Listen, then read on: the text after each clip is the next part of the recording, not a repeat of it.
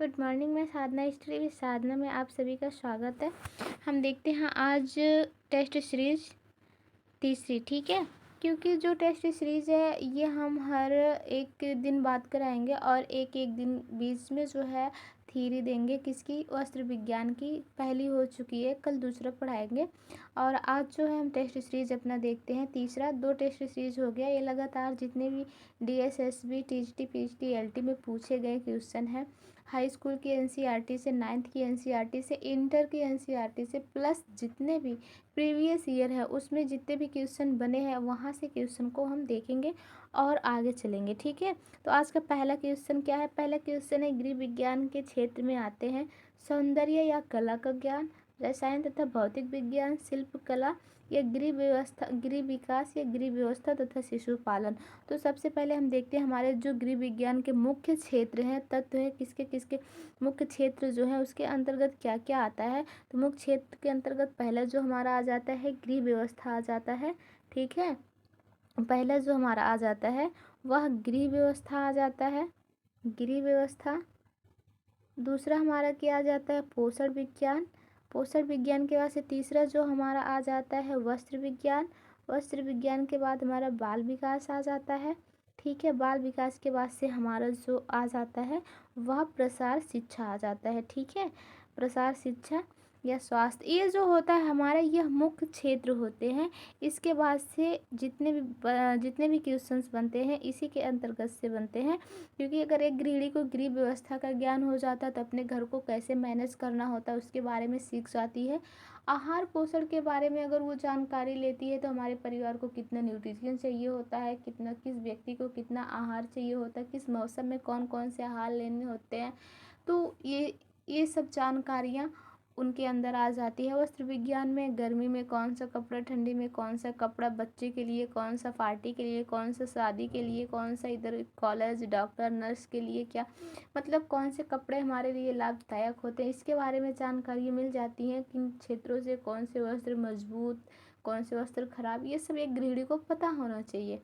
उसके बाद से प्रसार शिक्षा में कृषि के क्षेत्र में क्या करना चाहिए, कौन से व्यवसाय का उद्घाटन करें, कैसे करें, बीज अगर खेती हम कर रहे हैं तो कौन से उत्तम बीज होते हैं, और चाइल्ड डेवलपमेंट में एक शिशु, एक माता को देखभाल कैसे करना चाहिए, उसका जन्म, उसकी एज, उसके अनुसार खाना भोजन, 6 महीने के बाद से उसे क्या करना चाहिए, ये सब जानकारियाँ क्या होती है नॉर्मल इसके अंतर्गत आ जाती हैं। तो इसमें कौन सा गृह विज्ञान के क्षेत्र में कौन कौन से आते हैं? सौंदर्य कला तो नहीं दिया, रसायन भौतिक विज्ञान नहीं दिए, शिल्प कला नहीं दिए। हाँ, गृह विकास या गृह व्यवस्था तो शिशु पालन है, ये तो हमारा लास्ट वाला आंसर सही हो जाएगा, ठीक है। अगला क्वेश्चन हम देखते हैं। अगला है गृह विज्ञान का प्रमुख तत्व है। इसमें पूछा है गृह विज्ञान का प्रमुख तत्व क्या है। देखिए, क्षेत्र और तत्व में अंतर होता है। तो इसमें जो पहला क्षेत्र है भोजन तथा पाक विज्ञान, गृह व्यवस्था, शिशु पालन, शरीर विज्ञान का ज्ञान। तो अगर इसमें सभी देता तो सभी से होता, लेकिन मुख्य जो है यह हमारा भोजन तथा पाक विज्ञान हो जाएगा, ठीक है।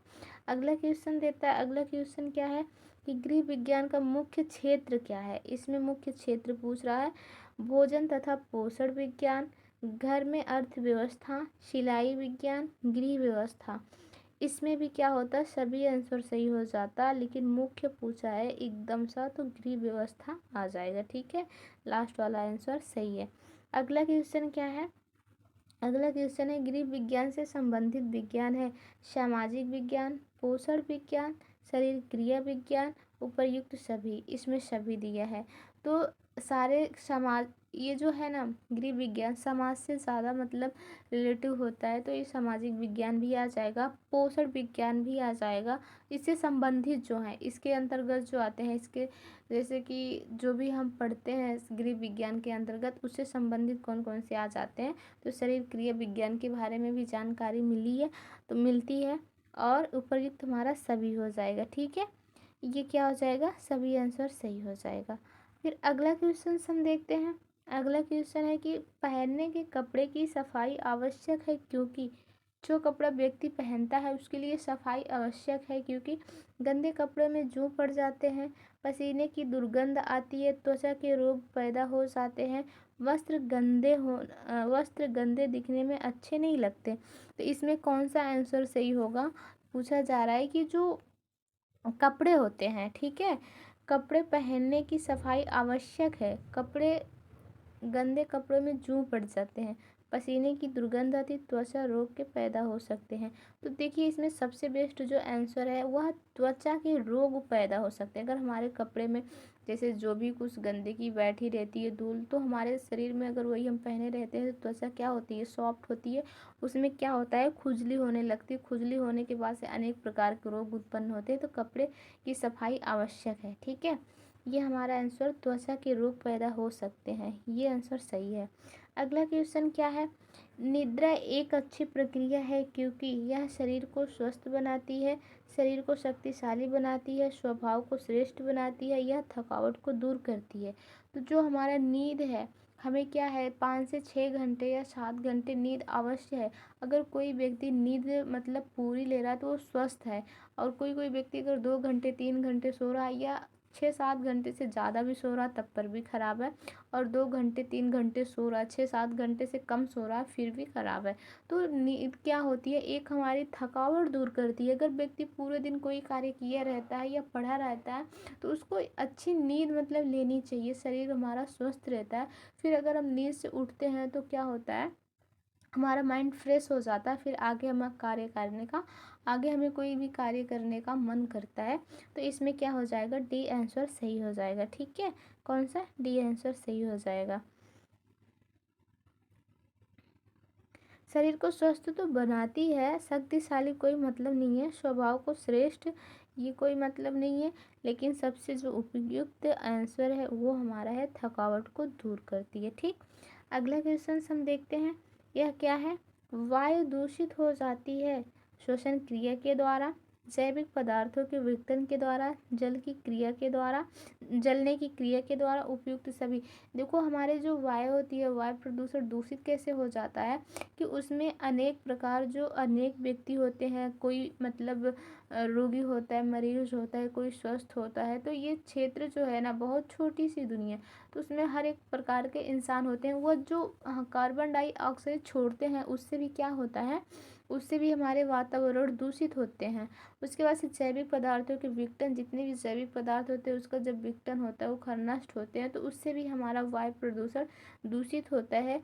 जलने की क्रिया से, जब भी हम कोई वस्तु जलाते हैं तो उससे क्या होता है, एक पदार्थ निकलता है, मतलब गैस निकलती है, उससे भी हमारी वायु प्रदूषण दूषित होती है। उसमें स्वस्थ व्यक्ति भी टहलता रहता है तो वो जितने भी दूषित प्रदूषण होते हैं उसके भी शरीर में आके क्या होते हैं, आ जाते हैं और वह रोग से दूषित हो जाता है। तो हमारा वायु जो दूषित होती है, वायु जो दूषित होती है किससे होती है, तो श्वसन क्रिया से भी होगी, जैविक पदार्थों के विघटन से भी होगा, जलने की क्रिया से भी, उपयुक्त सभी। हमारा आंसर सही हो जाएगा, डी हमारा सही हो जाएगा, ठीक। अगला क्वेश्चन हम देखते हैं, इसमें पूछा गया है, सामान्य स्वस्थ मनुष्य 1 मिनट में श्वास लेता है। ये क्वेश्चन हर बार पूछता है, हर बार नहीं लेकिन हाँ टीजीटी में आया हुआ है, तो पूछ भी सकता है। क्योंकि जब यहाँ कोई इतना श्वसन के ऊपर ध्यान नहीं देता, जल्दी से वह 72 लगा देता है, ठीक है। तो क्या है, 72 जो है वह धड़कन है, लेकिन स्वास्थ्य क्या है, श्वास क्या है, वह जो श्वसन है, श्वास लेता है तो 1 मिनट में क्या 10 बार लेता है, 18 बार लेता है, 20 बार लेता है, 35 बार, ऐसा कुछ नहीं। एक स्वस्थ मनुष्य जो होता है वह 1 मिनट में 18 बार सांस लेता है। कहीं कहीं 12 से 15 बार भी दिया रहता है, कहीं कहीं 15 से 18 बार भी दिया रहता है, लेकिन मुख्य जो होता है 18 बार सही होता है, ठीक है। अगला क्वेश्चन हम देखते हैं, अगला क्वेश्चन कौन सा है, ये है कि सेनफेराइजिन सूती वस्त्रों से तात्पर्य है। इसमें दिया गया है कि सेनफेराइजिन जो होता है सूती वस्त्रों से क्या संबंध होता है, न सिकुड़ने वाले वस्त्र, रंग बिरंगे वस्त्र, सफ़ेद वस्त्र, धुले व इस्त्री किए हुए वस्त्र।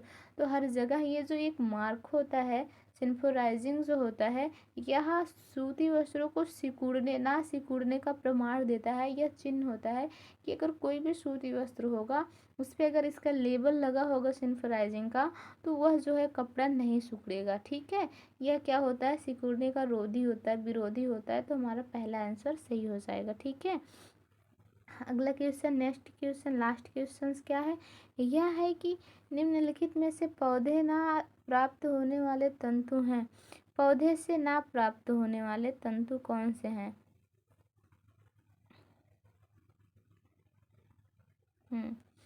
पौधों में से ना प्राप्त होने वाले कौन से तंतु है? टेरिलीन है, सूत है, जूट है, लाइनिन है।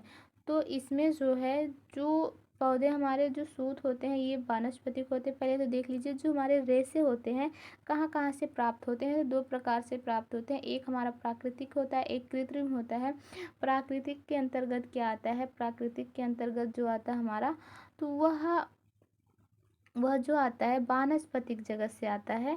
वानस्पतिक जगत से तीन प्रकार से होते हैं। एक हमारा जो होता है बीज से होता है, एक तना से, एक पत्ती से। बीज से जो हमारा कपास का पोक हो जाता है, पत्ती से हेम, प्रेमी, वनीला, अबाका ये सब आ जाते हैं सीसल, और ये पत्ती से हमारा सीसल आ जाता है, और सीसल आ जाता है। और एक है, और जो मानवकृत रेशे हैं वो रेयान, नायलॉन, डेक्रॉन, एक्रिलीन, टाइलिन, ये सब क्या है? ये सब हमारे मानवकृत रेशे हैं, रासायनिक रेशे हैं। इसमें क्या पूछा गया है? नहीं आते हैं। तो ये सूत भी हमारा उसी के अंतर्गत आता है, और जूट भी आता है, लाइनिन भी इसी का प्रकार है। लेकिन टेरिलीन क्या है? ये रासायनिक है, तो टेरिलीन सही हो जाएगा। आज का हमारा लास्ट क्वेश्चन था, और इतने क्वेश्चन अच्छे लगे तो ज़रूर बताइएगा, और कमेंट, अगर क्वेश्चन अच्छे लगते हैं वीडियो तो कमेंट ज़रूर कीजिएगा, और लाइक भी कर दीजिएगा, सब्सक्राइब, और आगे ये हमारे वीडियो को आगे ज़रूर बढ़ाइएगा अगर अच्छा लगता हो। ठीक, ओके, थैंक यू।